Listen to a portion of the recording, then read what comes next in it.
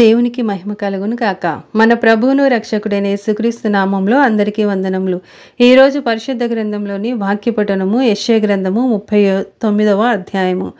ఆ కాలమందు బబులోను రాజును బలదాను కుమారుడునైన మెరోదక్బలదాను హిజ్కియా రోగి అయి బాగుపడిన సంగతి విని పత్రికలను కానుకను అతని యొద్దకు పంపగా, హిజ్కియా దూతలు వచ్చిన మాట విని వారిని లోపలికి రప్పించి, తన ఇంటనేమి రాజ్యమందేమి కలిగిన సమస్త వస్తువులలో దేనిని మరుగు చేయగా తన పదార్థములు గల కొట్టును, వెండి బంగారములను, గంధవర్గములను, పరిమళ తైలమును, ఆయుధశాలను, తన పదార్థములలోనున్న సమస్తమును వారికి చూపించెను.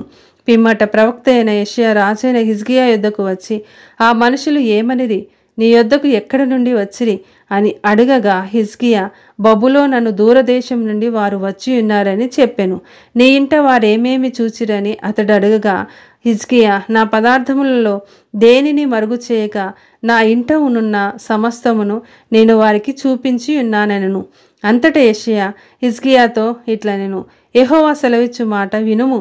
రాబో దినములలో ఏమీయూ మిగలకుండా నీ ఇంటనున్న సమస్తమును నేటి వరకు నీ పితరులు సమకూర్చి దాచిపెట్టినది అంతయును బబులోను పట్టణమునకు ఎత్తుకొని పోవుదురని సైన్యములకు అధిపతియగు యెహోవా సెలవిచ్చుచున్నాడు.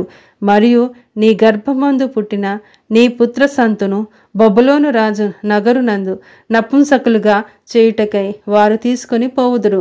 అందుకు హిజ్కియా, నీవు తెలియజేసిన యెహోవా ఆజ్ఞ చొప్పున జరుగుట మేలే. నా దినములలో సమాధాన సత్యములు కలుగునుగాక అని యెషయాతో అనెను. ఆమేన్.